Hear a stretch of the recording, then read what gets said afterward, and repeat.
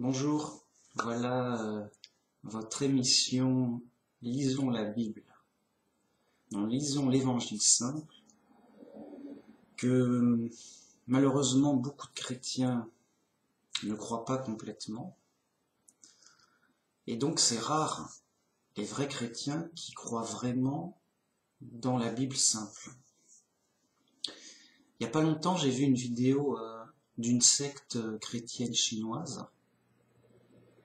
Alors ça commence des gens, une sorte de film de propagande en fait, c'était trop bizarre quoi. Donc ils sont chrétiens, ils sont contents et tout. Ok, jusque là ça va. Puis après, il y en a un qui sort. Le Christ est revenu, il est parmi nous en Chine. Alors les autres sont un peu étonnés. Quoi? Qu'est-ce que tu veux dire? Oui, le Christ s'est incarné en Chine. Il est revenu renaître humain sur terre en Chine. Alors, les gens, ils font semblant de réfléchir. Quoi? C'est n'importe quoi. Ils demandent des raisons. Tu es sûr de ne pas te tromper? Tout ça? Oui, regardez tel verset. Il prend un verset de la Bible. Et, regardez, le Christ doit revenir comme un éclair de l'Orient à l'Occident, ou l'inverse, tout ça. Et donc, nous, on est en Orient. Donc le Christ doit revenir de l'Occident à l'Orient, un truc comme ça, quoi. Juste un truc de fou. Et en fait, qu'est-ce qu'ils font? Ils font quelque chose de tout bête, tout simple, que tous les faux chrétiens font. Ils prennent un sous-entendu et ils brodent une doctrine complètement folle, juste n'importe quoi, délirant. Et ils sont contents. Oh, quelle grande découverte! On a découvert un message caché. Oh là là, qu'est-ce qu'on est intelligent et malin. Voilà. Et ça, c'est des fous normaux. On a les mêmes à la maison. Nos chrétiens occidentaux, ils font pareil. Ils délirent. Et ils disent, si, c'est vrai, c'est la Bible qui le dit. Je dis, non. Si, regarde tel verset. Et en effet, ils donnent des versets qui donnent un sous-entendu, ce sous-entendu va vers leur sens. Tu vois? Ça va vers mon sens. Eh oui, mais c'est un sous-entendu. Et puis, si c'était vrai, il aurait dit, pourquoi il l'aurait pas dit clairement, quoi, je veux dire. Et toujours pareil, des sous-entendus pour faire des fausses doctrines délirantes. Ah non, nous on suit la Bible. Ah non, nous on écoute que la Bible. Prouvez tout. Voilà, c'est tout. C'est tout. C'est l'histoire des fous. C'est tout, c'est simple. Les gens ne veulent pas de la Bible simple. Pourquoi? C'est trop simple. Ils ont besoin d'inventer des trucs. C'est un besoin. L'homme a besoin d'inventer, d'améliorer. Oui, ta Bible simple, je vais l'améliorer. Tiens, là, il n'y aurait pas un secret caché. Ils font du Da Vinci Code. Ça les occupe. C'est une sorte de travail intellectuel, délirant, où leur folie peut s'exprimer. Les fous expriment leur folie à travers la Bible. Ils disent, oui, alors si tu fais ça et ça, tu as ça. Et alors, on a eu droit à tout, déjà. Donc, cette secte chinoise, c'est qu'une secte de plus, comme on en a tant eu, et qu'on en attend déjà, en Europe et ailleurs. Et il y en aura plein d'autres sectes partout dans tout le monde, c'est pas un problème. Les gens ont juste besoin d'imaginer un délire, quoi. Alors vous remarquez bien que c'est un délire en fonction des fantasmes, c'est ethnocentré. Ils veulent un Christ chinois. C'est comme ça. Oui, nous les Chinois, quand même, on compte et tout. Voilà. oh bah voilà, on a un Christ chinois, vivant à notre époque, et alors tout un délire, oui, et il a écrit son livre, de ce chinois, qui est censé être Jésus, réincarné. Voilà. Il a écrit un livre, c'est parti. C'est reparti pour une secte, juste rien à foutre, quoi. Juste on fait ce qu'on veut, quoi. Voilà, c'est comme ça, c'est simple. Alors, il y en a qui vont me dire, oui, c'est pas bien d'inventer des trucs, oui, oui, oui. Nous, on reste sur... On n'invente rien. On reste sur les choses qui ont toujours été. Et donc, on est trinitaire. Ben oui. Depuis 2000 ans, on est trinitaire. On n'a rien inventé. Non, mais les trinitaires, c'est une invention de 300 et quelques après Jésus-Christ lors d'un concile. Et ça a duré des siècles, suivant les conciles qui ont rajouté, peaufiné. Vous voyez ? Donc c'est du gros boulot de Babylone la Grande. Trinitaire, c'est une grosse invention. Déjà c'est faux, Donc Babylone la Grande, elle s'est instituée de manière officielle. Elle avait besoin d'une doctrine officielle. Parce qu'il y avait plein de désaccords. Dit bon, boum, on met un truc officiel bien béton, qui mettra tout le monde d'accord, c'est du polymonothéisme. Comme il y avait plein de polythéistes, il fallait un truc séduisant pour les polythéistes. Mais comme c'était monothéiste, il fallait rester quand même dans le monothéisme. Donc, bingo, on a sorti quelque chose de tout nouveau, tout neuf. C'est un Dieu 3 en 1. Oui, il fait la vaisselle, il fait la cuisine, il fait le ménage en même temps. Juste un produit de marketing qui correspond au désir de l'époque, du marketing de l'époque, et au fantasme de l'époque. L'époque était polythéiste. Dit oui, bah, allez, un Dieu 3 en 1, ils sont 3, mais il n'y en a qu'un, tout le monde s'y retrouve, de toute façon c'est César qui l'impose, c'est obligatoire. Bam! Juste rien à foutre de la Bible. Juste, les mecs, ils avaient besoin d'inventer. Ils avaient besoin de dire, oui, regardez, c'est nous les intelligents, c'est nous qui avons décodé la Bible. De même les Chinois fous, là, c'est nous les intelligents, c'est nous qui avons bien décodé la Bible grâce au Christ chinois qui est venu pour le jugement dernier de tout, quoi. Voilà, le Christ est revenu, c'est son retour, il est là, il est chinois. Et c'est nous qui l'avons, et il nous a sorti un livre, et on va tout vous expliquer. C'est pas une blague. On va vérifier sur Internet, ça s'appelle l'Église du Dieu Tout-Puissant. Les gars, ils veulent nous réexpliquer toute la Bible. Oui, alors ça voulait dire ça.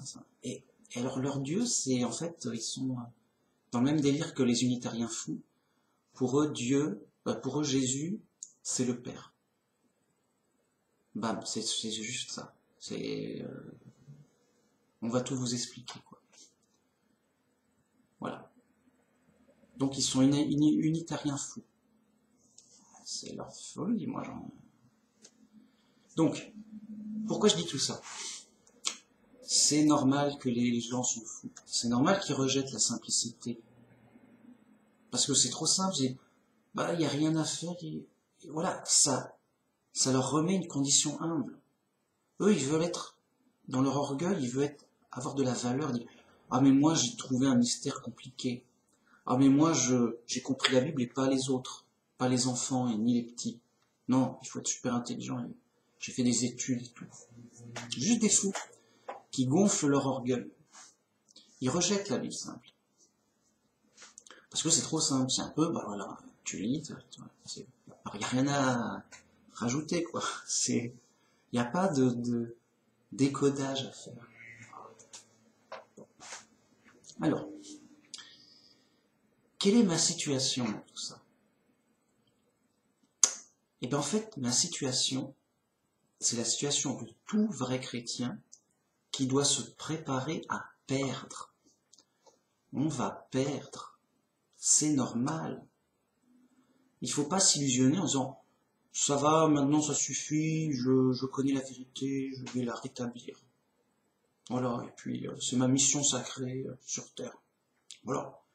Et toutes ces sectes folles et ces hérésies vont être balayées par ma parole. Je vais parler, prouver et diffuser la vérité vaincra et le monde sera sauvé grâce à moi. Non, c'est écrit, la bête vaincra les saints. C'est-à-dire que autant physiquement, on n'a ni la force ni les armes, et en plus, on doit être faible et on ne doit pas se défendre. Donc c'est pas physiquement qu'on gagnera rien. Justement, on va perdre. On est faible, c'est réglé. C'est voulu. Jésus est mort. Les apôtres se sont fait persécuter. Certains sont morts. C'est normal. Voilà. Donc, sur le point de vue de la force, ni on peut, ni on a le droit d'imposer quoi que ce soit. On ne peut même pas se défendre. Le gars, il dit oui, on va te mettre en prison parce que tu dis ce que tu dis, quoi. Et bah tu vas en prison et t'es réduit au silence. César ou les ennemis veulent te réduire en silence, ils te réduisent en silence, t'as perdu. Bon. Ensuite, ça c'est le point de vue physique.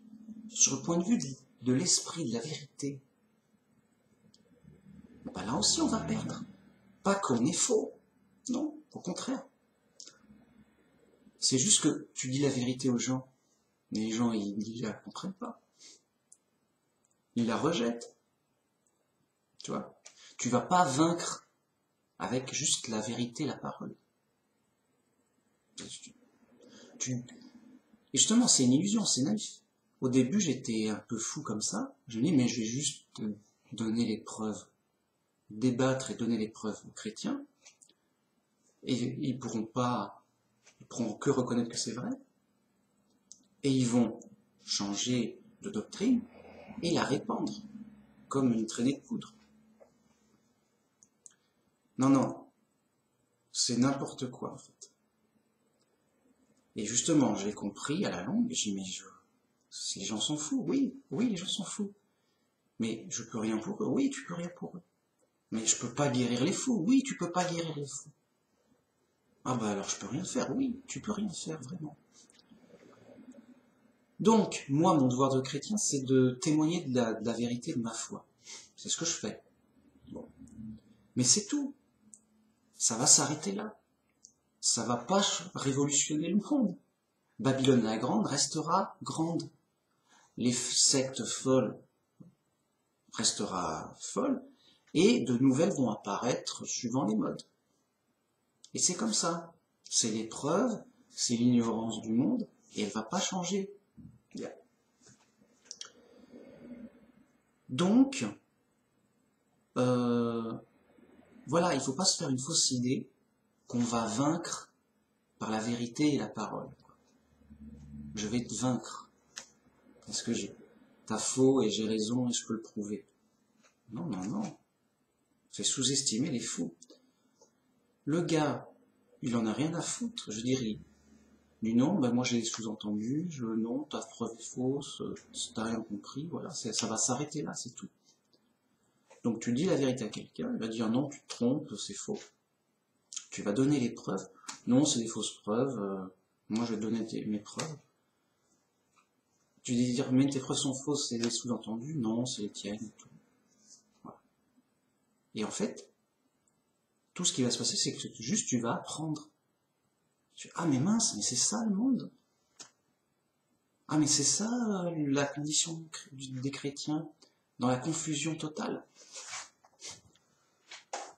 Ah mais mince, mais c'est super grave ça, c'est vraiment fou, mais ça changera pas.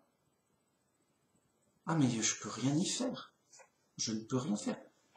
Autant physiquement que verbalement, en termes de vérité et d'idée, je ne peux rien faire, sauf ce que je fais.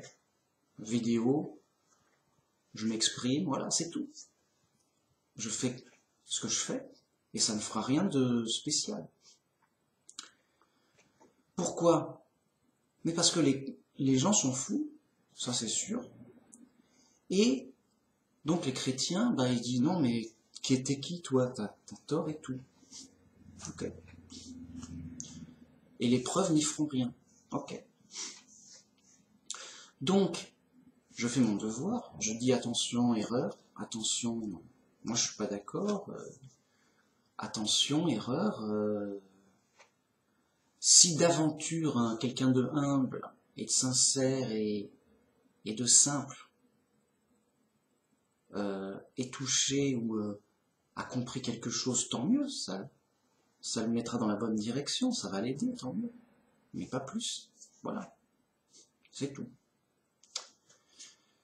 Donc il faut accepter de perdre. C'est qui va gagner alors?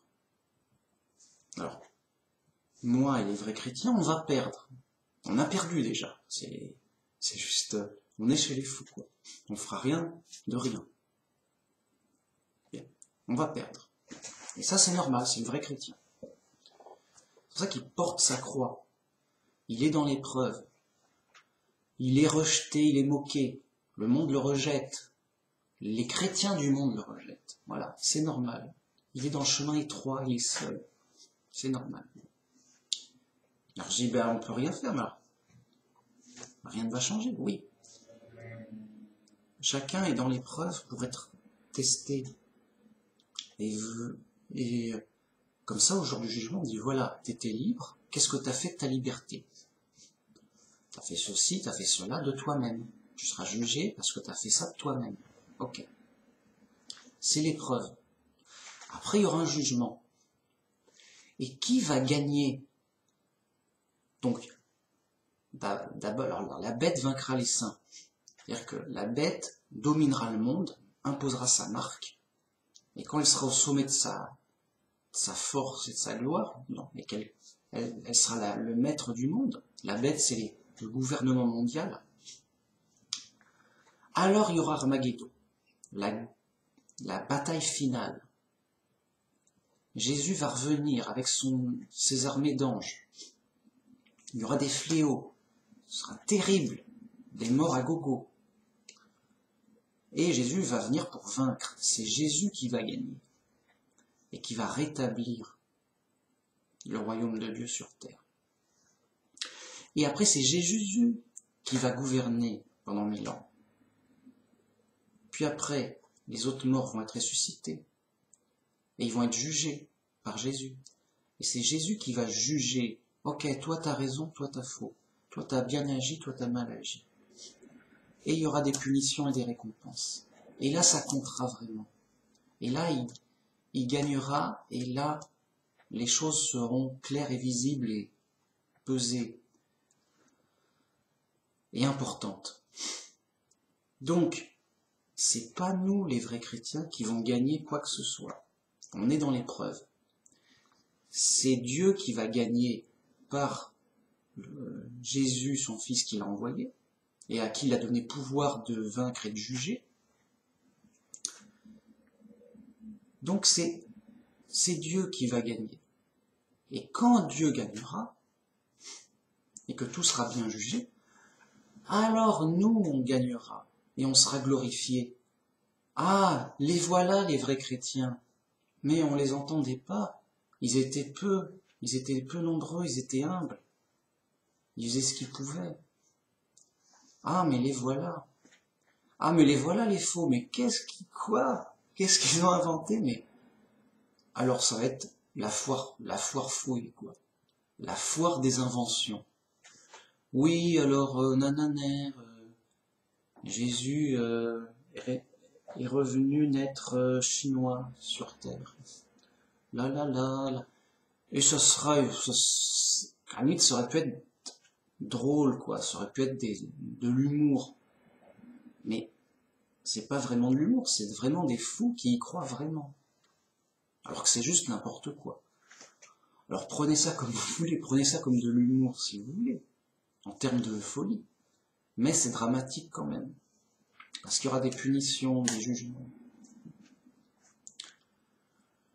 Donc, voilà, les gens rejettent l'évangile simple, la simple vérité. Donc, ça ne sert, je veux dire, ça sert à rien d'insister, de chercher le débat. Je ne vois pas ce que ça changera. Enfin, faites-le si vous n'avez jamais fait, pour que vous appreniez ah oui, c'est étonnant, ils sont vraiment fous. Le débat et l'épreuve n'y changent rien. C'est un apprentissage. Pour le vrai chrétien, ah oui, on est dans l'épreuve, ah oui, ils sont fous, ah oui, mince, c'est grave, je peux rien n'y faire. Bon. Donc, tout ce qu'on peut faire, c'est témoigner de notre foi, de la bonne nouvelle. Les gens sont libres, peut-être que des fois ça va aider, suivant les gens, suivant les circonstances. En tout cas, on a fait notre devoir. Et puis pour nous-mêmes, on affirme clairement notre position. On se laisse pas, on clarifie les choses, on se laisse pas aller dans la confusion et n'importe quoi. Donc clair, net, nous c'est comme ça, vous avez tort pour ceci et cela. On laisse pas la confusion, voilà. Mais il faut pas se leurrer, ce sera juste pour notre bénéfice et le bénéfice des très rares qui nous écouteront et qui comprendront. Voilà. Sur ce, c'est la vraie situation du vrai chrétien qui est perdant dans le monde, qui doit se préparer à perdre. Et il peut perdre la vie ou être persécuté à tout moment. Il n'a pas de force ni de richesse, il n'en impose pas, rien. Il est humble, petit, fragile, faible. Et en aucune façon il impose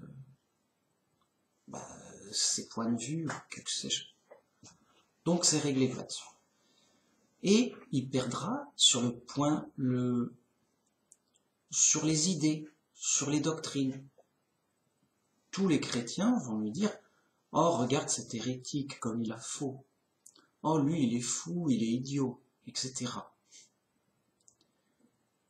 Et rien n'y fera. Et Babylone la grande restera grande. Vraiment.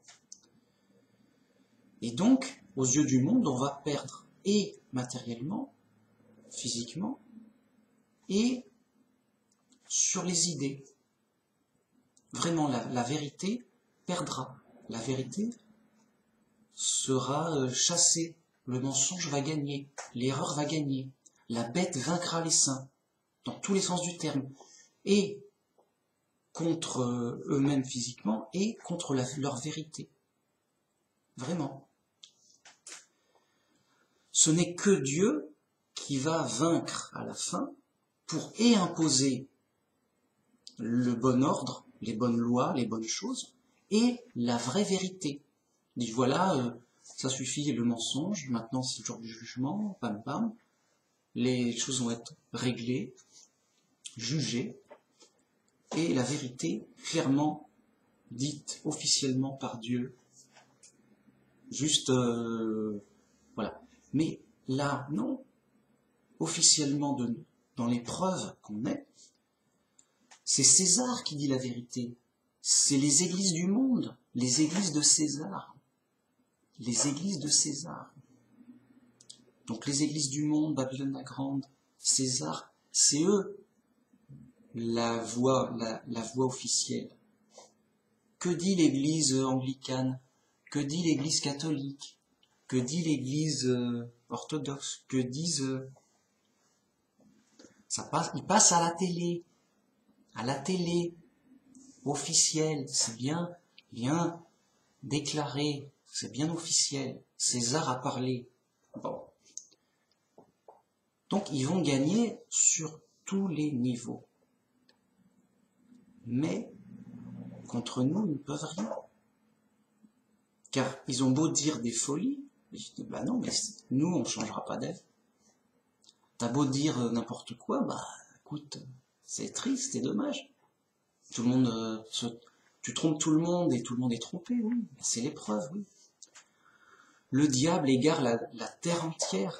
Oui, c'est dommage, ouais. Mais moi, moi tu peux plus. Moi, c'est bien carré, c'est bien clair.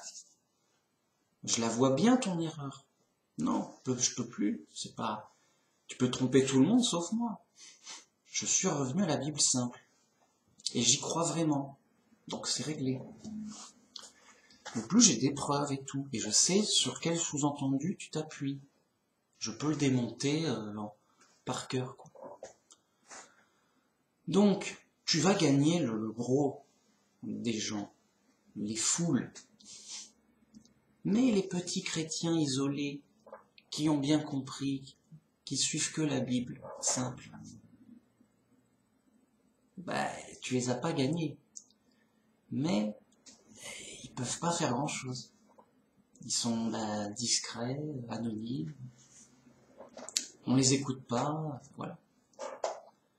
Et donc, ils ont l'air de perdants, de marginaux, de fous, hérétiques, en marge. Oui, lui, il a plus toute sa tête.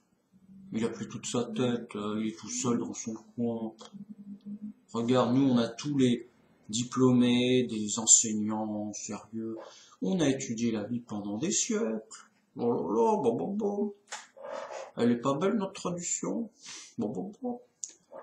Voilà. Donc, c'est juste perdu d'avance. C'est juste, ok. Les jeux sont faits. Les jeux sont faits. Et c'est normal.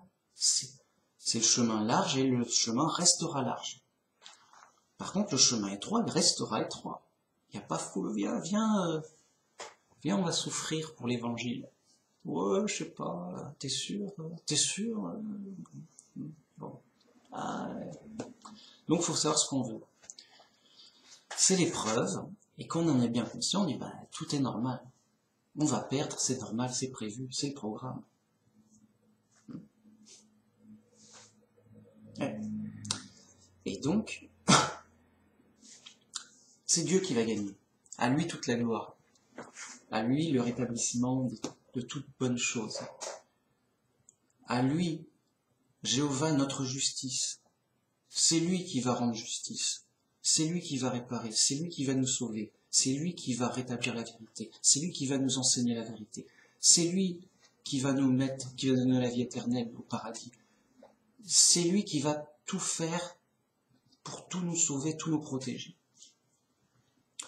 On a besoin d'être protégé physiquement. On a besoin d'être protégé moralement. On a aussi besoin de protéger nos sentiments, notre vérité, notre doctrine, nos pensées, notre connaissance. Voilà. Sinon, on se fait tuer, massacrer, on devient fou, on est triste à mourir, etc. Donc, tout ça,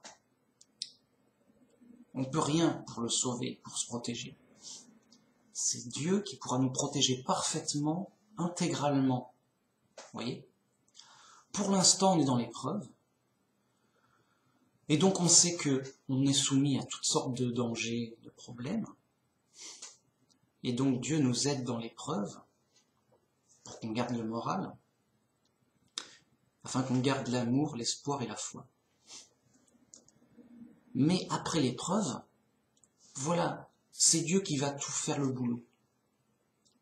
Tout était faux, tout était perdu, il va nous faire tout gagnant, tout vrai, toute la vérité sera faite. Et on sera totalement protégé une fois au paradis. Et on sera totalement rempli de vérité, de connaissances, mais aussi de bonnes choses. On sera bien protégé partout. Et intégralement, nos sentiments aussi seront protégés. Parce qu'on ne sera plus triste pour les choses. Les choses seront dans l'ordre. Et donc on sera plein de joie et de réjouissance pour les choses.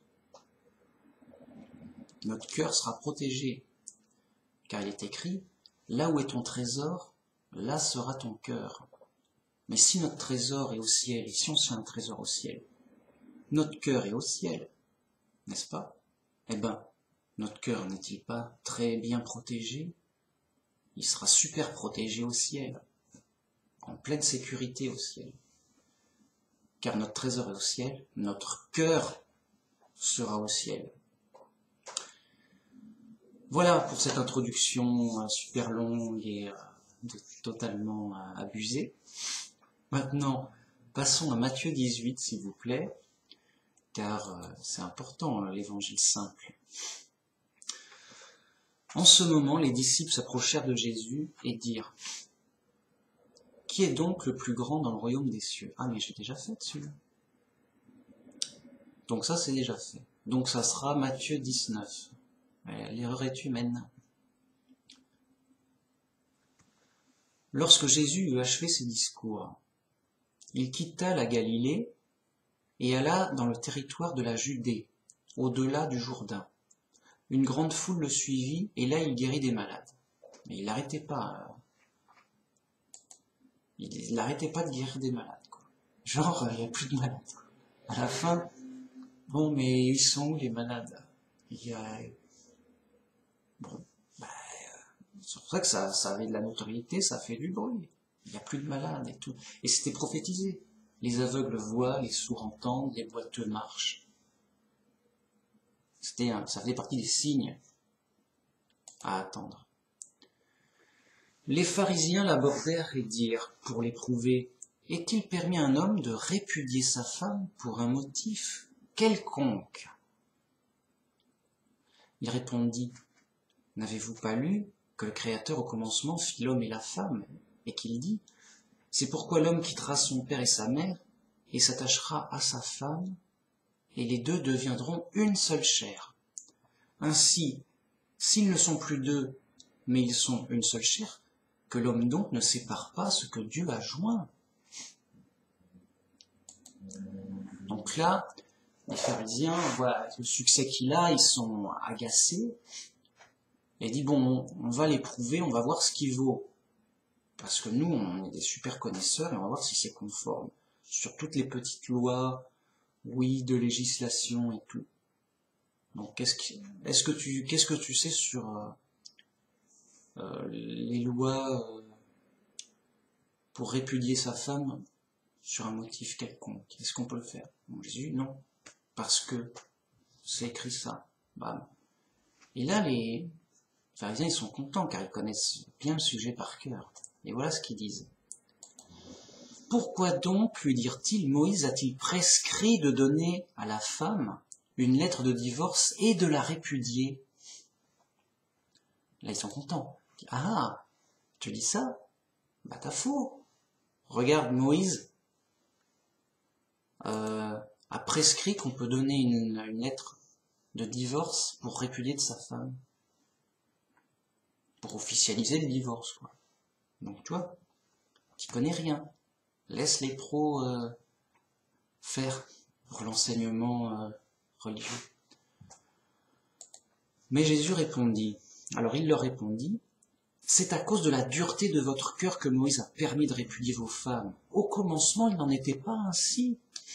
Mais je vous le dis, que celui qui répudie sa femme, sauf pour infidélité, et qui en épouse une autre, commet un adultère. Donc là, le Christ, il lâche rien. Il remet les choses en ordre. Oui, il a fait ça. Mais c'est à cause de la méchanceté des gens. Parce que sinon, ça allait poser trop de problèmes. Ils se battraient entre eux. Tout ça, donc bon, c'est pour arranger les choses. Mais à l'origine, c'est pas le cas. Et donc, quelqu'un qui répudie sa femme, sauf pour cas d'infidélité, et qui en épouse une autre, donc pour changer de femme, tiens, j'ai changé de femme. En mode, je vais changer de femme, oui, comme c'est ce qui se fait actuellement.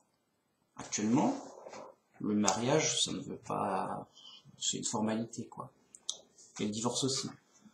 Donc des gens se marient, 2-3 ans après, ouais, bon, machin, truc, bon, ils se séparent parce qu'ils s'entendent plus, voilà, ouais, bon, ça va, on a fini, quoi.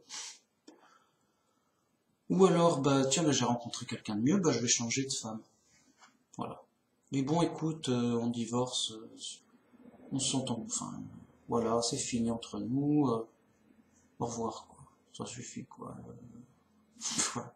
Juste le mec, il a pas besoin de donner de raison, quoi. Et il change de femme, voilà.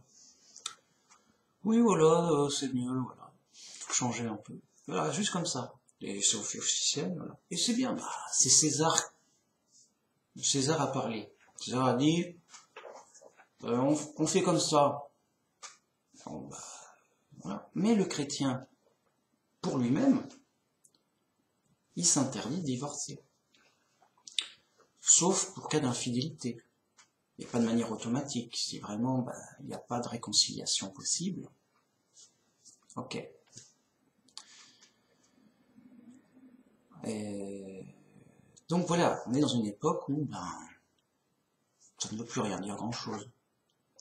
D'être fidèle. D'être fidèle, pourquoi faire? Le gars, il veut changer, il change, quoi. C'est bon. Et, de nos jours, quelqu'un qui divorce sans motif, juste comme ça, au bout du temps qu'il veut, ça peut être 1 mois, 3 mois, ou même 3 semaines, juste quand il veut. Je divorce, oui, salut, au revoir. Et le gars, bah oui, bah il est libre, c'est pas une faute. César, c'est ok pour César. Oui, bah il a plus envie, il a plus envie.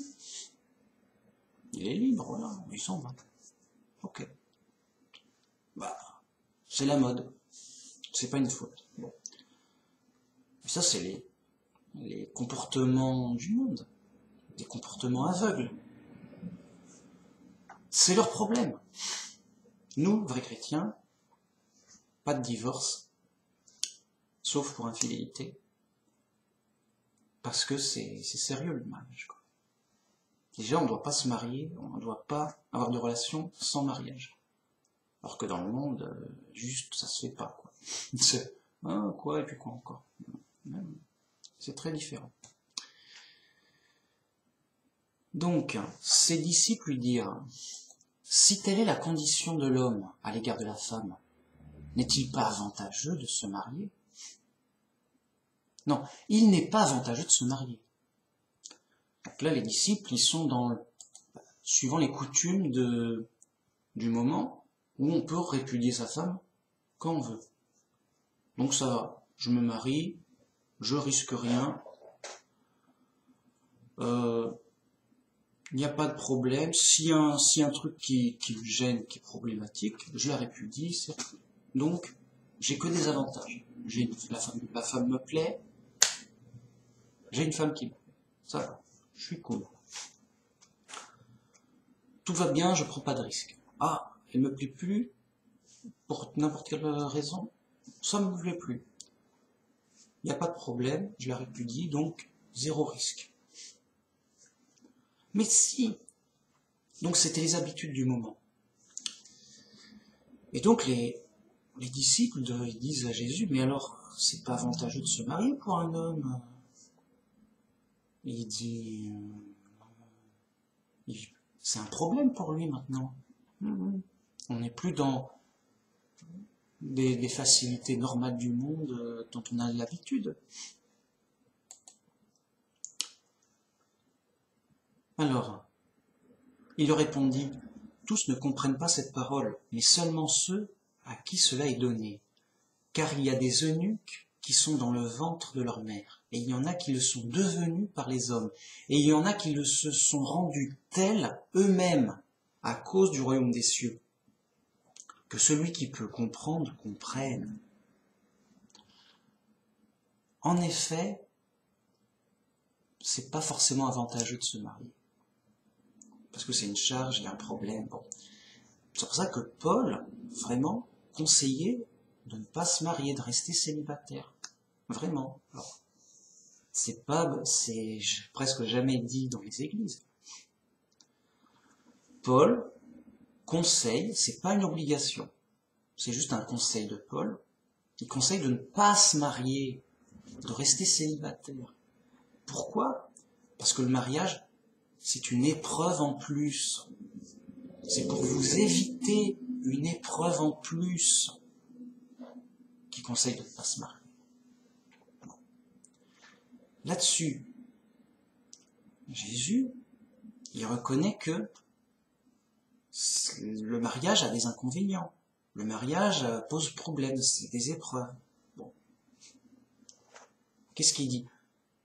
Il dit, il y a des eunuques. Alors, c'est pas forcément tout le monde qui va comprendre. Parce que les gens, ils disent, moi, si je me marie pas, moi, je veux une femme. Si je me marie pas, c'est la fin de la vie, quoi. Juste, c'est leur but de leur vie, c'est une femme, une femme. Bon, c'est leur truc, bon, bah, c'est leur problème. Mais il y en a qui se font eunuques par eux-mêmes à cause du royaume des cieux. C'est-à-dire qu'ils restent,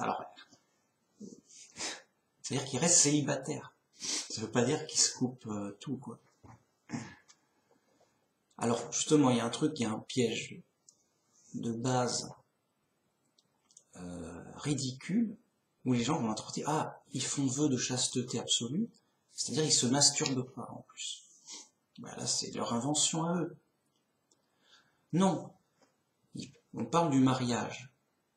Et donc, il y en a qui choisissent de ne pas se marier, de rester célibataire, de même que Paul le conseille, voilà, pour le royaume des cieux, pour avoir plus de temps, plus de disponibilité pour le royaume des cieux, pour la religion, la vraie religion, et pour ne pas avoir des épreuves en plus, parce que si tu es marié, tu peux avoir des enfants, tu peux avoir des impératifs en plus. C'est du boulot, quoi. Donc, et des épreuves. C'est du boulot et des épreuves en plus.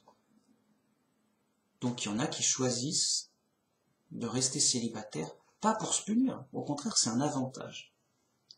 C'est un inconvénient pour les gens du monde. Oh, mais moi, je veux du sexe. Qu'est-ce qui se passe? Je veux pas rester seul. Mais il y en a qui veulent rester seuls et qui n'ont pas envie d'avoir du sexe avec quelqu'un d'autre pour se concentrer sur la vérité, la vocation, et qui se rendent d'eux-mêmes célibataires, comme eunuques. Voilà. Et apparemment, c'est ce que je choisis moi-même, et c'est ce qui m'intéresse, car je cherche pas du tout le mariage. Donc ça va m'apporter des épreuves en plus. Moi, ça va. Je cherche pas les problèmes. Donc, je suis le conseil de Paul. Je veux rester célibataire. C'est plus avantageux. Il y a moins d'épreuves. C'est pas un problème.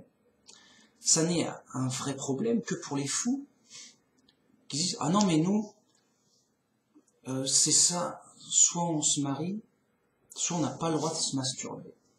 Et donc on vit comme des moines. » Mais ceux qui s'inventent des délires, c'est pas écrit, c'est même pas logique, ça n'a pas de sens, j'ai fait une vidéo. Et donc, ils sont terrifiés, ils disent bah, c'est comme si on disait t'as des yeux, mais interdit de voir. Voilà. T'as des oreilles, interdit d'entendre. Donc tout le monde a un sexe, c'est naturel, mais il n'est pas interdit de l'utiliser de manière privée. Et donc la masturbation, c'est pas interdit. Et c'est pour ça que il n'y a pas de problème à rester célibataire. Sinon, c'est l'épreuve du champion. Donc c'est des chrétiens hypocrites qui veulent jouer les pharisiens, évidemment. Ils disent oui, nous on est meilleurs que vous, on est des super chrétiens et tout. Regardez, on va faire l'épreuve des champions. On va passer toute notre vie sans se masturber. Waouh, les champions, quoi. Ouais, nous on est les purs, on est les vrais. Et en général, ils se marient vite fait pour se dire ah non, on est purs, on est les vrais. Nous on se masturbe pas. On fait ça en vrai avec notre conjoint dans le mariage. Vous êtes dégueulasse, vous faites ça en faux, avec vous-même en imagination. Ah, vous êtes vraiment horrible. Nous, on est pur et vrai gentil. On fait ça en vrai. Ce que vous faites en faux, en imagination, et seul. Nous, on le fait en vrai avec quelqu'un de vrai dans le mariage. On n'est pas hypocrite, on n'est pas hypocrite. Non, non, non, non, non, non, non, non, non. On est juste un peu fou, on n'a rien compris à rien. Non, non, non. Pharisiens qui se glorifient, qui se gonflent d'orgueil pour dire on est des super chrétiens. On est des super chrétiens. Et pas toi? Ah, c'est triste, mais bon. L'orgueil, l'orgueil.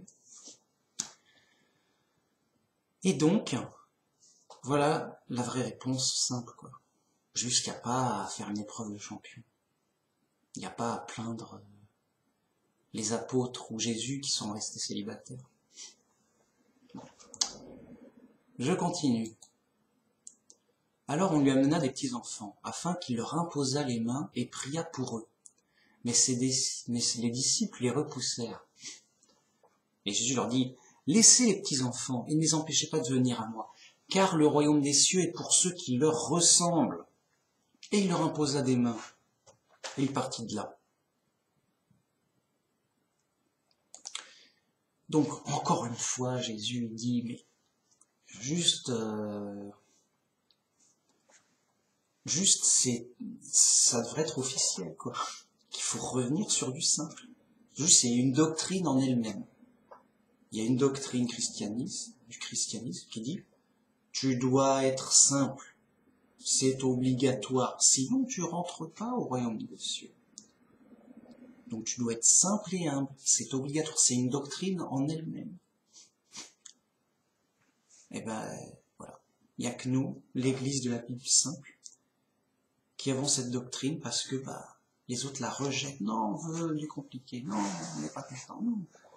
On veut garder nos inventions compliquées. Ils aiment bien leurs inventions. Donc, une fois encore, Jésus dit, mais laissez venir les enfants. C'est pour eux, l'évangile. C'est destiné aux gens petits et humbles, simples, heureux les pauvres en esprit. Et les enfants, ils ont une chance de comprendre. Les autres, les pharisiens, ils n'ont aucune chance. Ils sont trop dans leur folie. Mais quelqu'un qui est simple, qui n'a pas des trucs compliqués dans la tête, Jésus lui dit la vérité, c'est réglé. Ah oui, d'accord. Laissez venir les enfants, car justement, le royaume des cieux est pour ceux qui leur ressemblent. C'est une doctrine. Le vrai chrétien est obligé d'être humble et simple.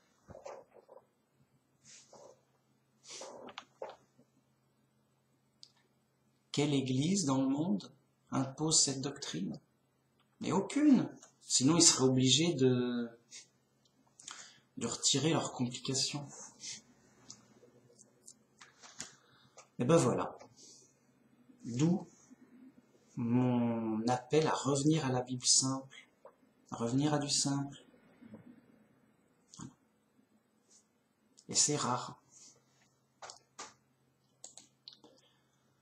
Et voici un homme s'approcha et dit à Jésus, « Maître, que dois-je faire de bon pour avoir la vie éternelle ?» Il répondit, « Pourquoi m'interroges-tu sur ce qui est bon? Un seul est le bon. Si tu veux entrer dans la vie, observe les commandements. » Alors là, en fait, la citation est peut-être pas complète, parce que dans d'autres évangiles, on dit « Pourquoi m'appelles-tu bon? Seul Dieu est bon. » Tout de suite, les fous disent « Ah, Jésus est bon, donc Jésus est Dieu. » Ouais. Alors que non. Jésus dit « Pourquoi tu m'interroges moi ?» alors que Dieu t'a déjà donné la réponse. Seul Dieu est bon. Moi, je suis là pour donner, dire d'écouter Dieu, dire d'écouter Dieu, de revenir vers Dieu. Seul Dieu est bon. Et ça, c'est la vraie vérité. La fausse vérité, l'erreur, le faux, quoi. C'est dire, voilà, Jésus est bon. Il l'a dit lui-même. avec un sous-entendu détourné, quoi. Juste sans honte. Oui, voilà. Donc, je vais répéter. Pourquoi m'interroges-tu sur ce qui est bon? Un seul est le bon.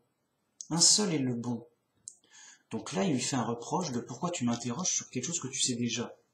Parce que Dieu a déjà donné la chose. Pourquoi m'interroges-tu sur ce qui est bon, alors qu'un seul est bon? C'est Dieu. Interroge Dieu. Il t'a déjà donné la réponse. Et il va la répéter. Il va dire, si tu veux entrer dans la vie, observe les commandements. Enfin, lesquels, lui dit-il? Et Jésus répondit, tu ne tueras point, tu ne commettras point d'adultère, tu ne déroberas point, tu ne diras point de faux témoignages, honore ton père et ta mère, et tu aimeras ton prochain comme toi-même. Donc là, il a résumé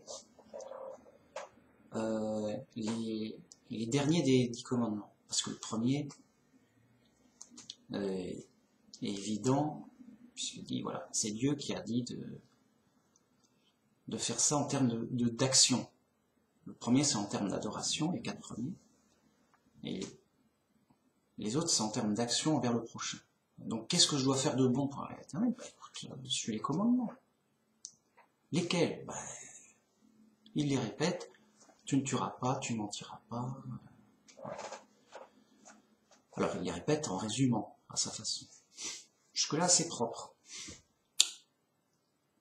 Alors, le jeune homme lui dit, j'ai observé toutes ces choses, que me manque-t-il encore?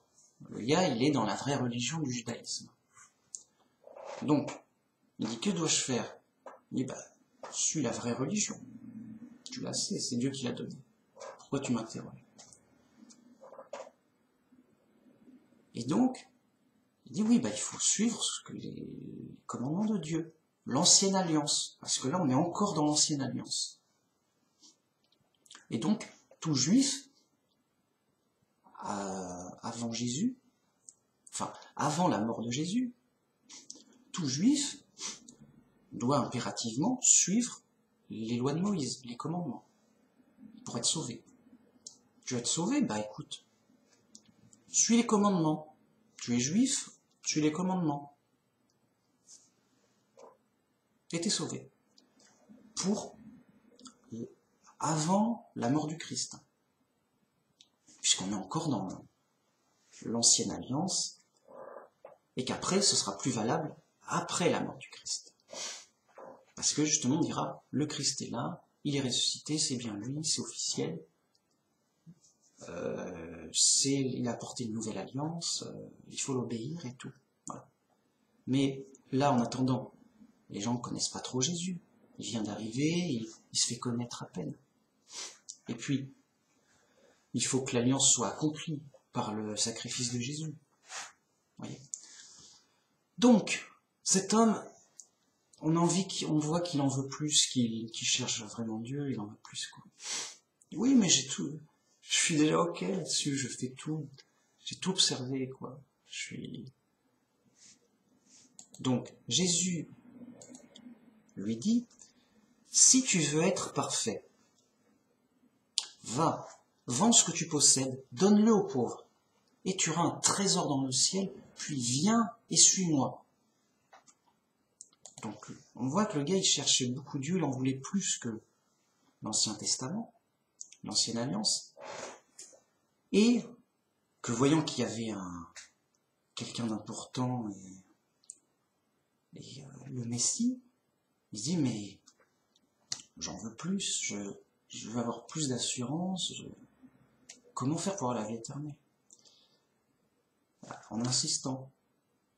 Donc, tu as fait ce qu'il fallait en suivant les commandements, c'est bien. Maintenant, si tu veux être parfait, si tu veux être vraiment, t'en veux plus être parfait, alors, vends tout ce que tu as, donne-le aux pauvres, ça te fera un trésor au ciel, et puis suis-moi. Viens, suis-moi. Et là, fais-moi confiance, tu vas être parfait. Fais-moi confiance, tu vas être parfait. Puisqu'il en veut, il en veut. Écoute, t'en veux, tu vas en avoir. Jésus il est généreux avec ça. Après avoir entendu ces paroles, le jeune homme s'en alla tout triste, car il avait de grands biens. Jésus dit à ses disciples, « Je vous le dis en vérité, un riche entrera difficilement dans le royaume des cieux. Je vous le dis encore, il est plus facile à un chameau de passer par le trou d'une aiguille qu'un riche d'entrer dans le royaume de Dieu. » C'est que le gars était sincère, il était motivé, il cherchait à être parfait. Mais quand Jésus lui a dit la direction à suivre pour être parfait, là il a mesuré la difficulté. Parce que déjà, il était riche donc, ce jeune homme. Il dit, voilà, deviens pauvre comme moi et suis-moi. Tu vas voir, on va s'amuser. Ah ouais, alors mince, quand même. Je suis plus sûr de vouloir être si parfait que ça, quoi. Parce que, viens, suis-moi dans l'épreuve. Eh oui. Viens me suivre dans l'épreuve. Tu vas voir. Tu vas être parfait. Comme les apôtres. Et voyons que il est parti triste parce que il aurait aimé, mais c'est trop dur, quoi. Dommage, quoi. Dur. Et donc il dit à ses disciples pour leur faire comprendre, c'est très difficile pour un riche d'entrer dans le royaume de Dieu parce que il est capturé, il est collé au monde avec ses richesses. Il est enchaîné, il est prisonnier du monde avec ses richesses.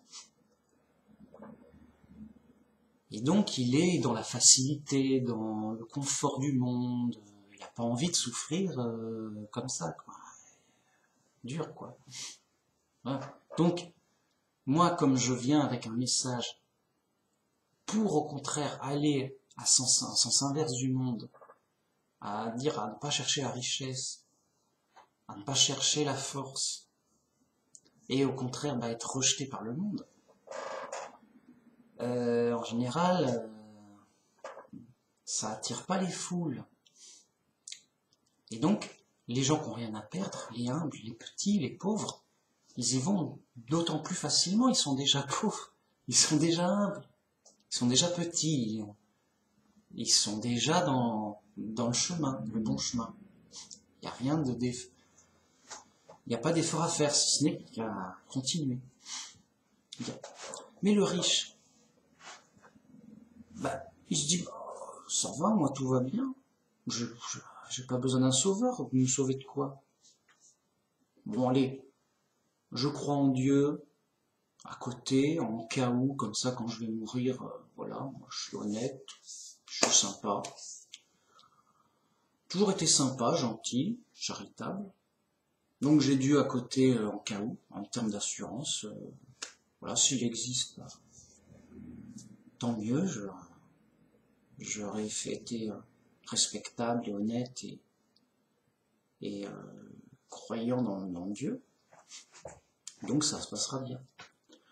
Et donc pour moi tout va bien, je suis dans mon confort, tout le monde m'apprécie, j'ai mon prestige, ma renommée, je suis très valorisé. Et donc voilà, il a tout ce qu'il veut, il n'a pas besoin de chercher un plus, quoi. Pas besoin de chercher un sauveur ou à comprendre davantage, ou à chercher davantage. Alors que un petit et humble, il sait qu'il est perdu, qu'il n'a pas d'espoir, qu'il est dans la difficulté, qu'il a besoin d'un sauveur. Il a besoin même d'aide tout de suite. Il a besoin que Dieu l'aide dans l'épreuve tout de suite. Il a besoin que Dieu le guide dans l'épreuve tout de suite, là. Donc il a vraiment besoin de Dieu comme quelqu'un qui a soif.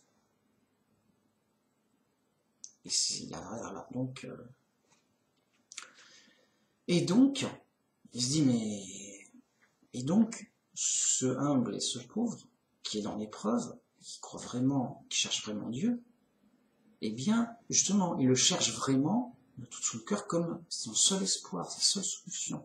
Il cherche, il établit une relation forte avec Dieu. il a besoin de son aide tous les jours pour passer l'épreuve. Il sait qu'il aura des épreuves. Donc il a besoin de l'aide de Dieu dans les épreuves pour supporter l'épreuve.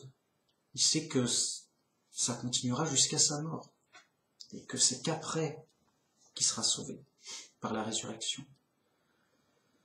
Donc il a besoin de Dieu dans l'épreuve, il a besoin de Dieu pour comprendre, pour être guidé dans ses choix, dans les difficultés, contre la tentation de mal agir, tout. Vous voyez, ça n'a rien à voir. Et donc, Jésus dit, voilà, c'est plus facile un chameau de passer dans un petit trou d'aiguille qu'un riche, entre l'homme de Dieu. Est-ce qu'on a vu un riche, déjà, dire, bon, j'abandonne toutes mes richesses et je deviens pauvre pour chercher Dieu, pour diffuser la bonne nouvelle, juste tout ça. Ça court pas les rues. C'est extrêmement dur. Et donc, les disciples, ayant entendu cela, furent très étonnés et dirent, alors qui peut donc être sauvé alors? Jésus les regarda et leur dit, aux hommes, cela est impossible, mais à Dieu, tout est possible. Voilà. Donc, à l'homme, en disant, voilà, ça va, je suis riche, je vais faire des dons, je vais construire une cathédrale, je vais faire le truc qu'il faut, quoi. Non, c'est impossible. Quoi que tu fasses, juste quoi que tu fasses, ça ne te sauvera pas. Parce que tu vas pas acheter la vie éternelle. Ça n'a pas de prix, ça n'a pas de sens. Voilà, point barre. Mais à Dieu, tout est possible, et Dieu seul peut sauver. Et donc, Dieu attire les gens vers le Christ, pour être sauvés par le Christ. Et donc, à Dieu, tout est possible, c'est-à-dire que des gens, dans des circonstances difficiles ou vraiment compliquées ou autres, s'orientent pour devenir chrétiens, malgré les obstacles. Et avec l'assurance d'être sauvés grâce à Dieu. Donc, quelqu'un qui est riche, c'est un obstacle, c'est une difficulté. Parce que son orgueil va être bien nourri, c'est ce que je peux dire. Ça fera des obstacles d'orgueil, ça fera des obstacles pour rechercher Dieu aussi. Parce qu'il faut avoir une vraie conscience de chercher Dieu. On ne peut pas servir de maître, on ne peut pas servir l'argent et garder son argent, travailler son argent, ou travailler pour Dieu. Donc soit on pense le monde, argent, voilà, mes affaires, soit on pense vérité, Dieu, bam, bam, bam, bam. À un moment, si tu t'intéresses qu'à la vérité et à Dieu, t'as pas le temps pour les trafics du monde, quoi. Tu vois. C'est du boulot. Donc voilà, c'est un obstacle.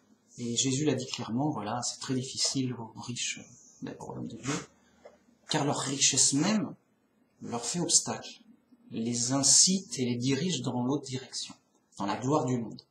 Ils sont glorieux malgré eux. Je veux pas être glorieux, trop tard, t'es glorieux, t'es riche. Oh zut alors. Ouais, trop tard, ils sont riches, ils participent de la gloire du monde. Bon, finissons. Pierre, prenant alors la parole, lui dit, « Voici, nous avons tout quitté, et nous t'avons suivi.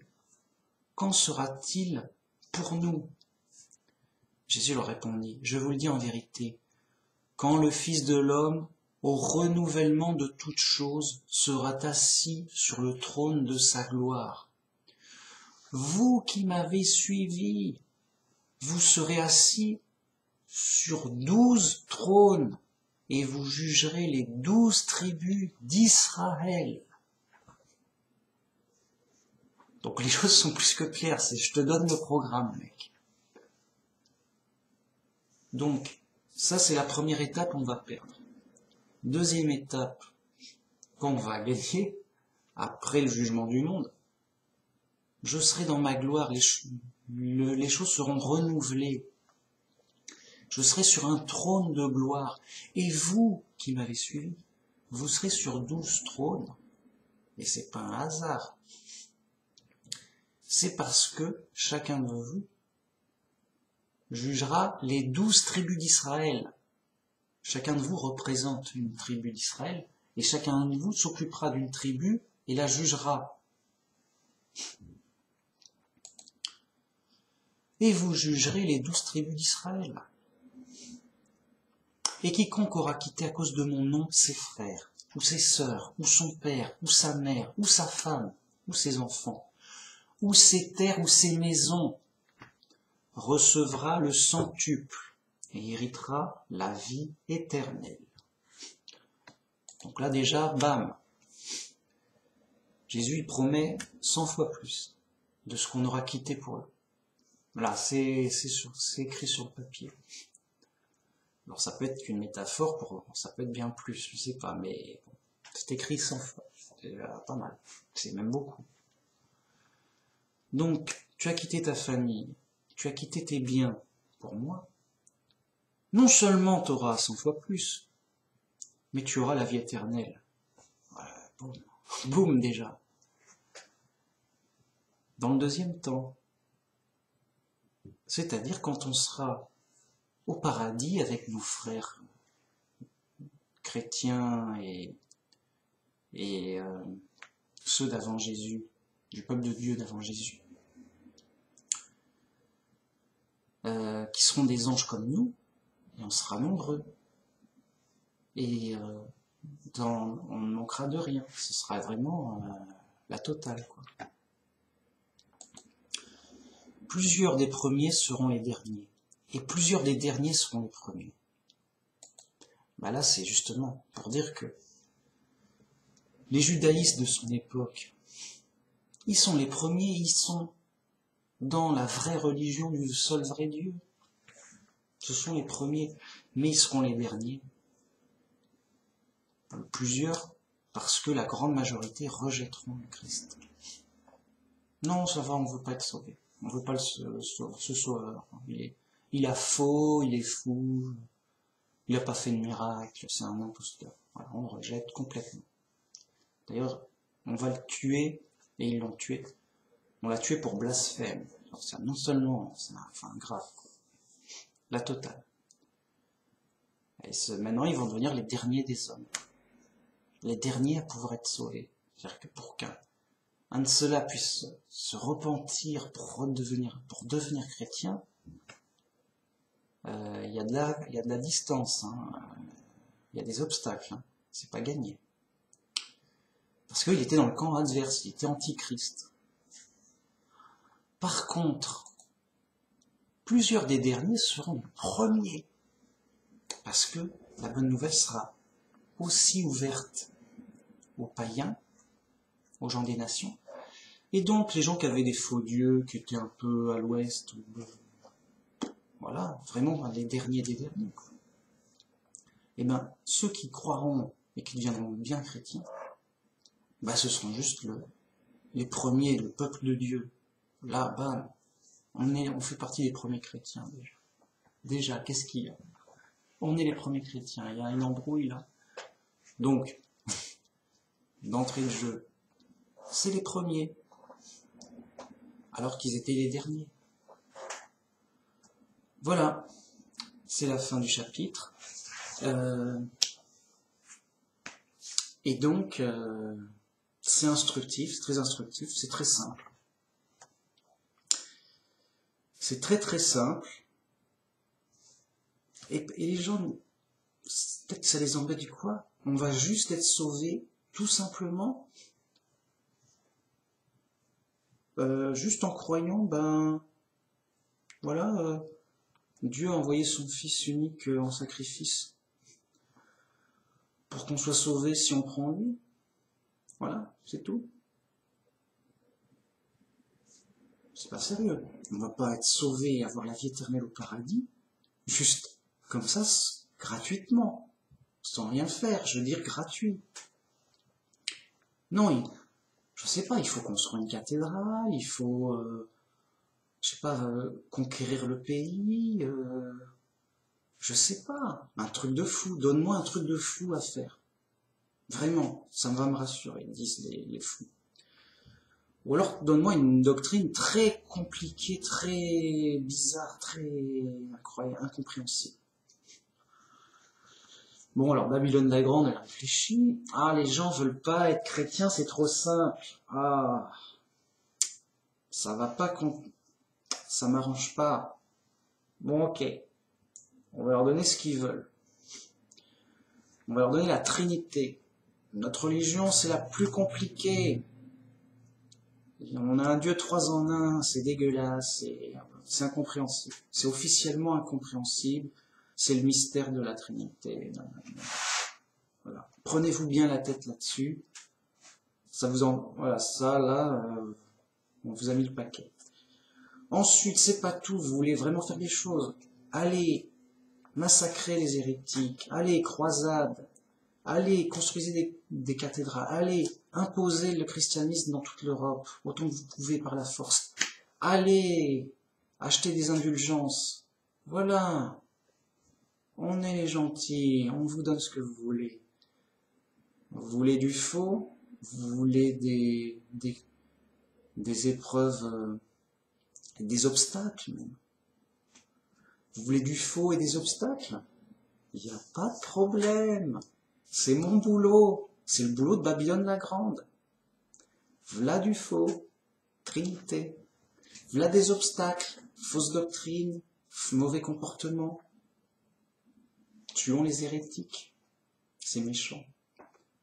Imposons le christianisme partout dans les lois, les pays. Ah, ça vous suffit pas? Bah allez, on va aller en croisade. Ça va vous réveiller un petit peu, une petite croisade. Oh non, une petite croisade contre les autres, les méchants musulmans. Là. Ah, ils sont pas tendres. Hein. Ah, il y aura de quoi faire. Hein. C'est pas à côté en plus. Voilà. Les gens sont punis par leur folie, leur orgueil et leur délire, quoi. Ils sont punis de rejeter la simplicité du salut, de l'évangile simple. Et ils sont punis de suivre Babylone la Grande et les traditions. Et ils seront punis encore au jugement. Voilà. Les gars, mais c'est normal. Les gars, ils veulent du faux et ils veulent du mauvais. Bon, bah, ils courent après le mal. Dieu, il hait les pieds qui courent après le mal. Rien ne les arrête. Non, attendez, non, revenez à la Bible. Non, il est trop tard, il est parti en croisade. Dur, quoi.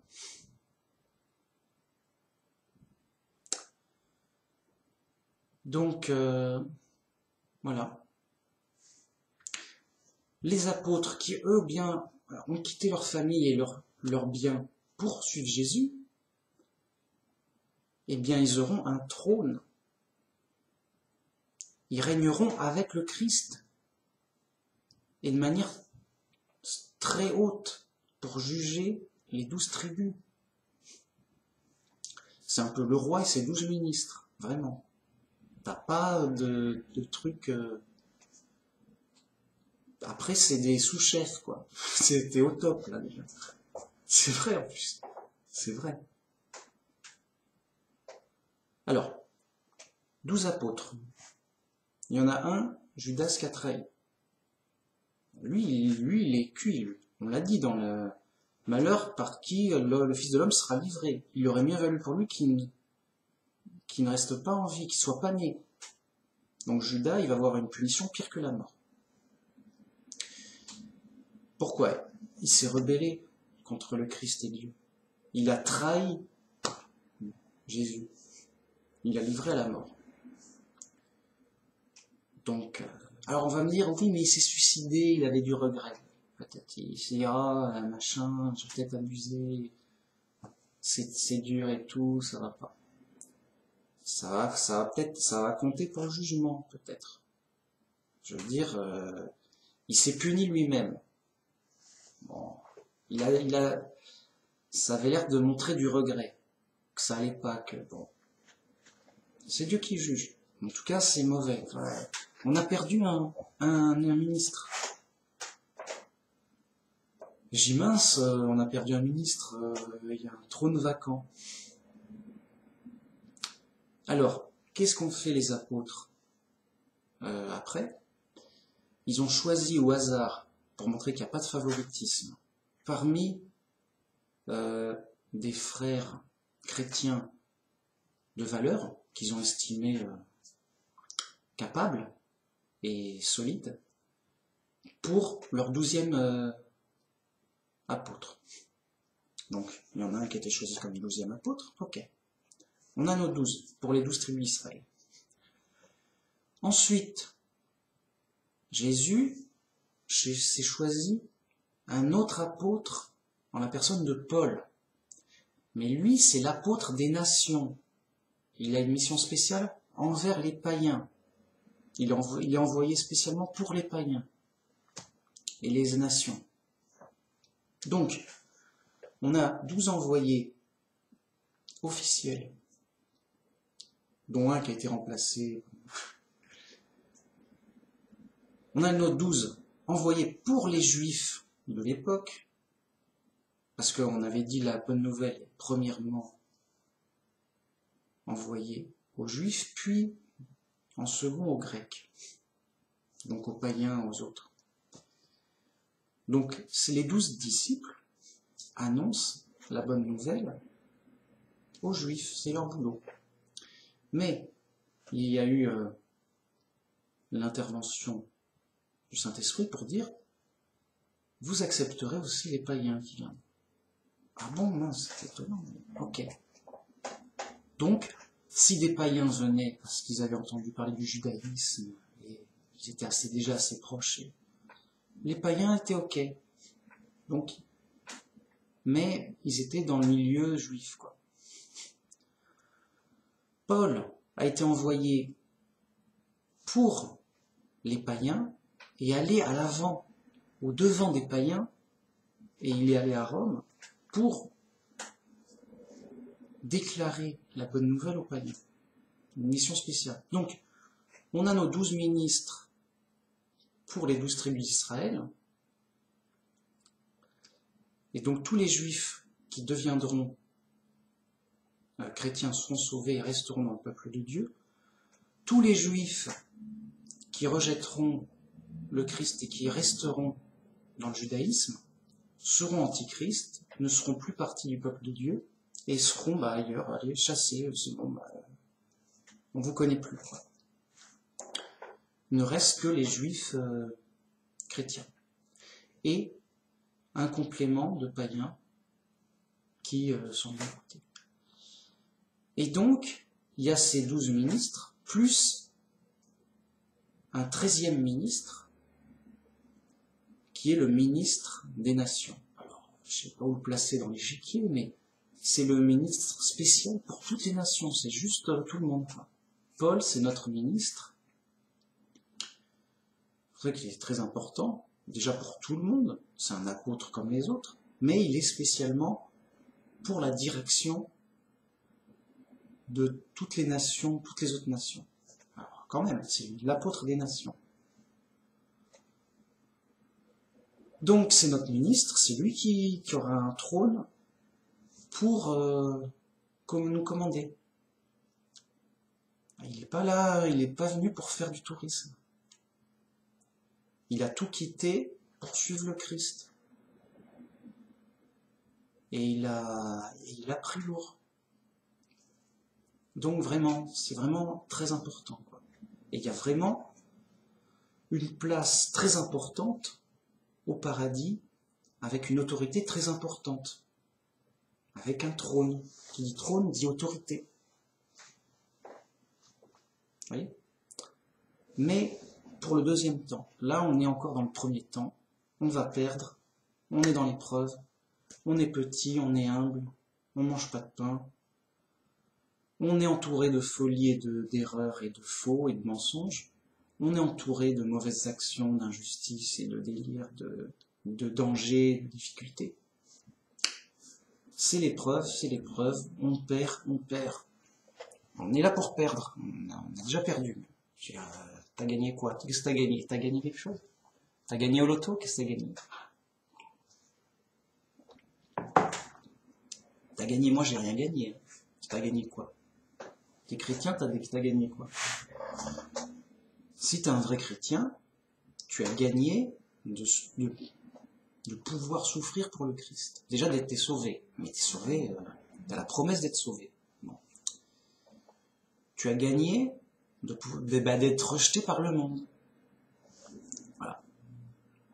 Tu es dans l'épreuve, mais tu es dans l'épreuve plein de joie, car tu sais où tu vas. Tu n'es plus perdu, aveugle. Tu sais où tu vas. Tu es plein de joie en esprit. Il t'a perdu pour le monde. Il n'y a rien.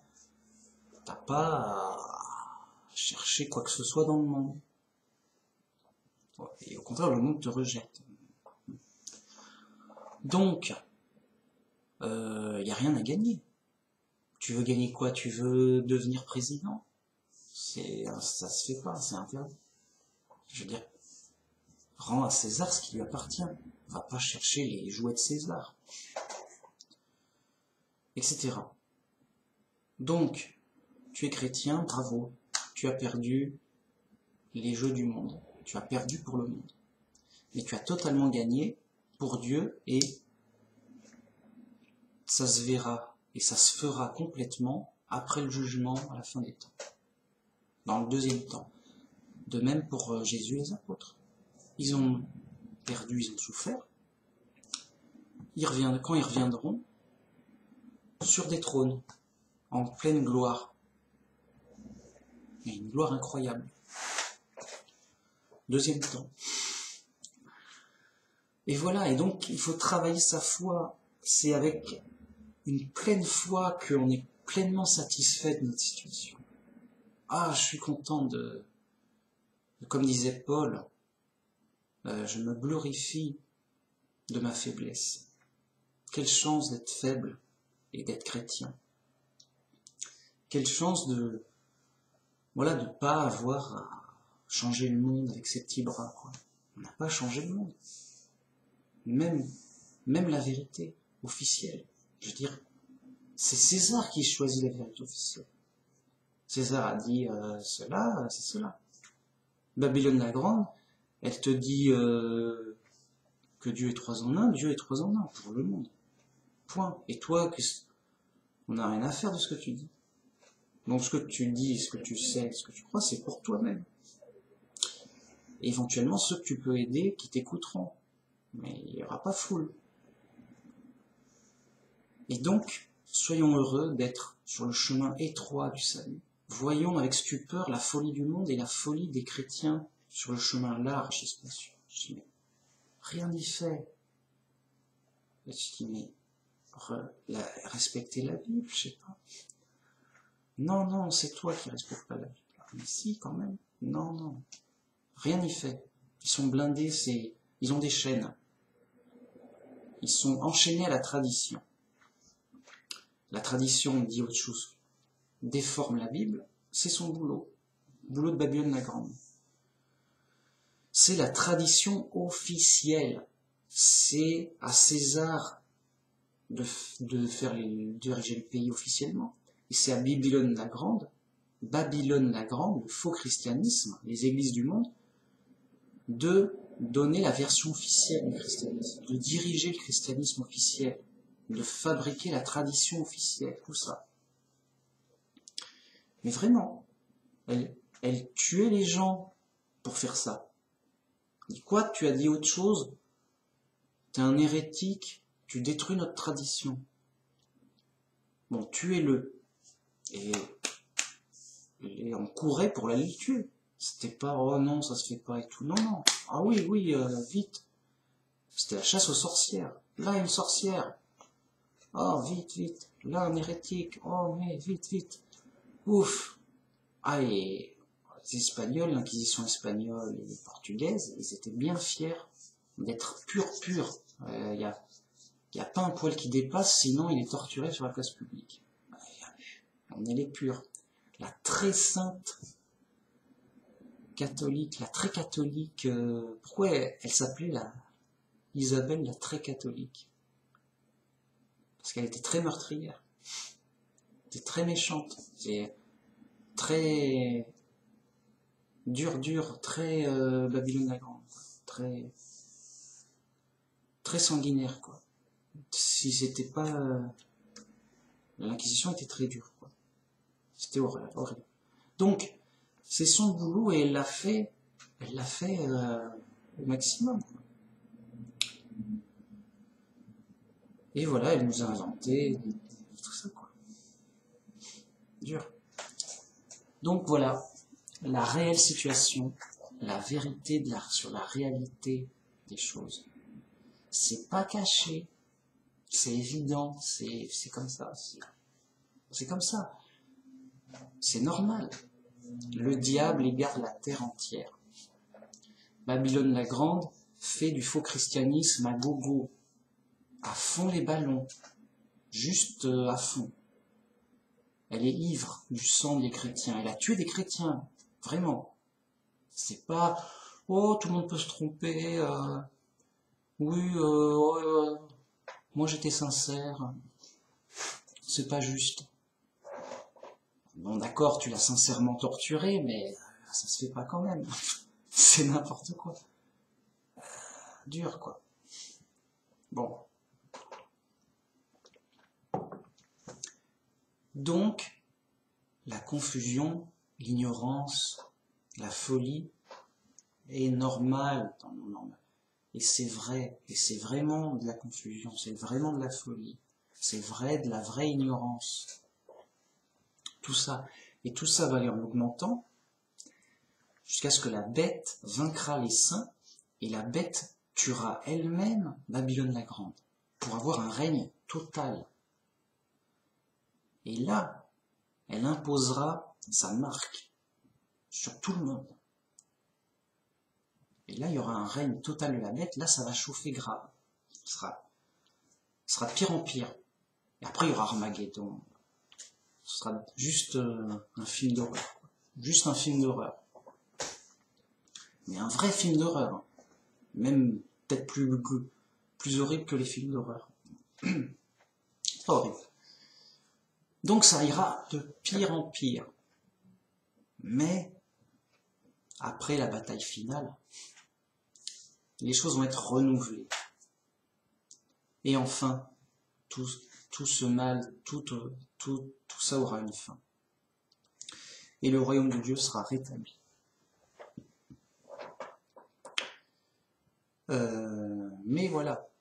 Donc les fous, ils se disent oui, maintenant qu'on est athée, tout va bien, la science va nous sauver, les choses iront de mieux en mieux.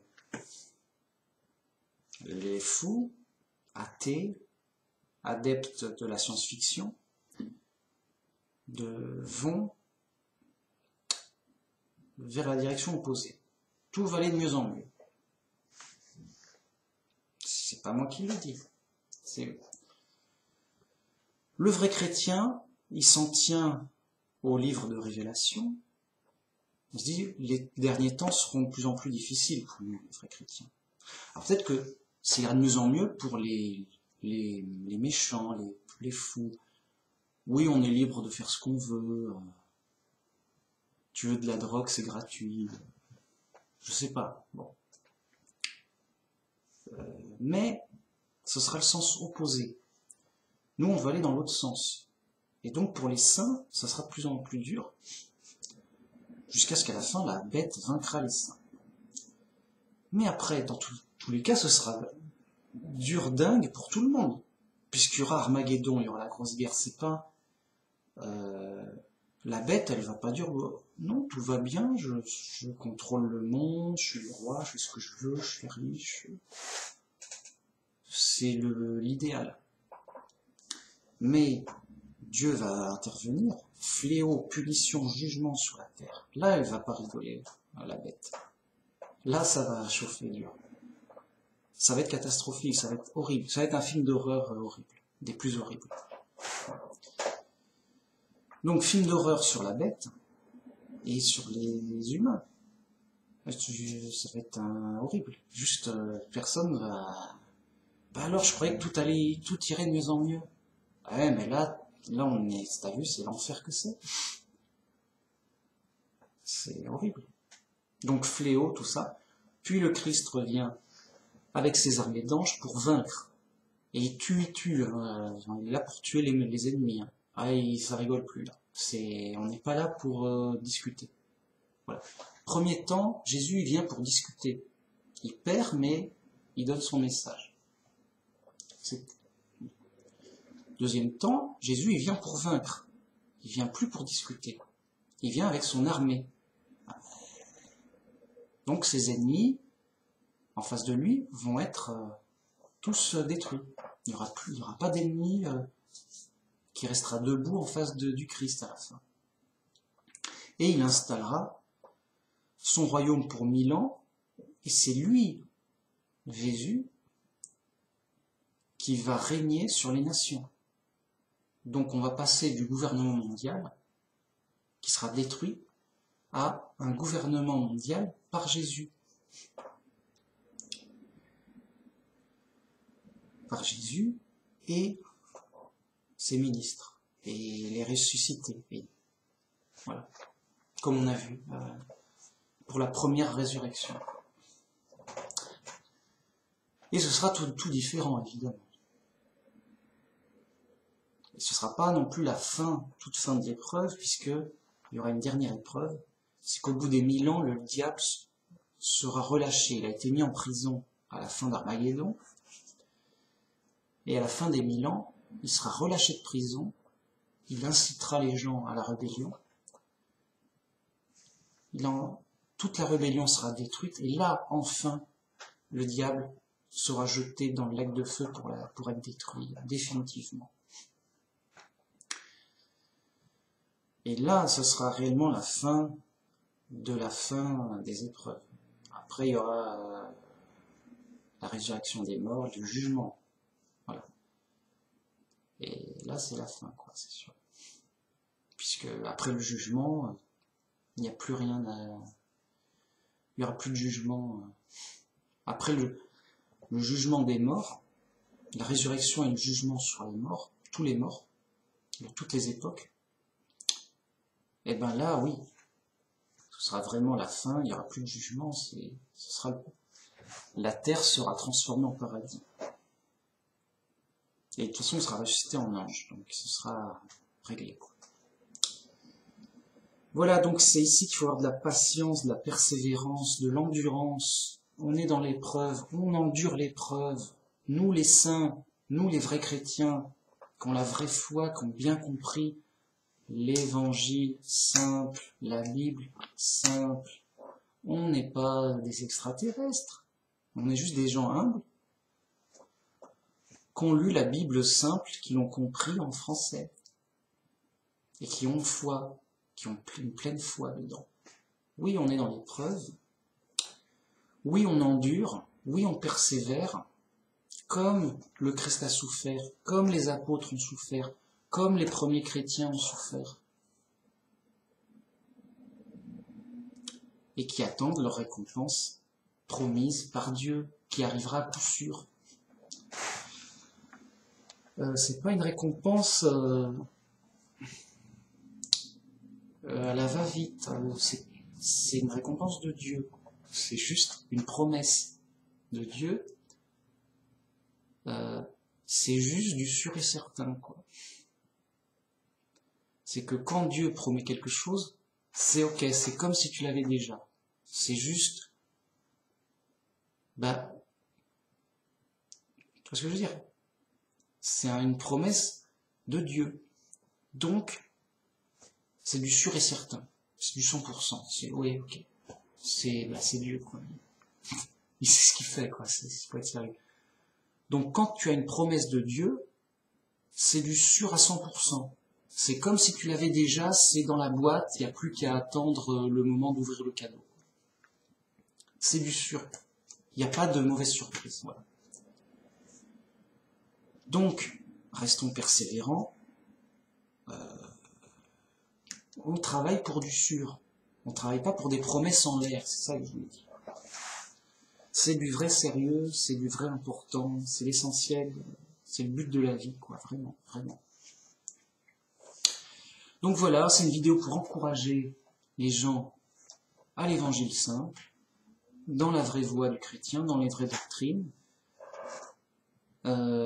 encourager les vrais chrétiens, encourager les chrétiens à devenir des vrais chrétiens, à être prudents, à revenir à la Bible simple, à travailler sérieusement leur foi dans des vraies doctrines, en cherchant bien, en vérifiant bien avec la Bible simple, c'est facile, il faut le faire, c'est important, voilà. C'est pour encourager mes vrais frères chrétiens dans la foi. Où qu'ils soient, si d'aventure ils venaient à soit écouter cette vidéo ou d'autres, soit à l'être par eux-mêmes, où qu'ils soient. Ils n'ont pas besoin de moi pour être des vrais chrétiens. Ils ont la Bible, c'est écrit dans leur langue, ben, ça va. Ils ont tout. Ils lisent la Bible, s'ils sont dans le simple, le vrai, c'est des vrais chrétiens, ils ont tout compris. Et ils travailleront à témoigner de la vraie bonne nouvelle. Si d'aventure ils voient une de mes vidéos, eh bien j'espère que ça les encouragera, que moi aussi j'en suis, qu'il y en a d'autres, et que nous aussi on mène le bon combat, on conteste les hérésies de Babylone la Grande, on dénonce Babylone la Grande, et on se retrouvera au paradis, courage, c'est l'épreuve, c'est l'épreuve. Voilà. Donc, merci beaucoup, fin de la vidéo, à la prochaine, à plus tard, et pour une prochaine vidéo. Faut arrêter là, voilà. Et il y aura une suite. Moi, tant que j'ai envie de faire des vidéos, bah, j'en fais, quoi. Tous les jours, je fais ma vidéo, autant que je veux, sans limite, quoi. Des fois, je me dis, même si j'ai envie d'en faire 2 ou 3, pourquoi pas. Mais bon, faut un certain rythme, une certaine... voilà. Donc, tous les jours, autant que je peux, autant que j'en ai envie, autant que j'en sens l'intérêt et le besoin de témoigner. Parce que on va pas changer le christianisme. Je fais surtout ça pour moi, pour affirmer les bases, affirmer l'essentiel, affirmer et déclarer la bonne nouvelle claire, simple, et dénoncer les vraies hérésies, faux, pourquoi c'est faux, preuve, bam. Ça me fait travailler, je fais ça pour moi, sinon ça n'a pas de sens. Je vais pas attirer les foules, c'est clair. Et donc c'est normal. Voilà. Donc c'était pas mal, j'ai bien aimé, merci beaucoup, au revoir, à la prochaine.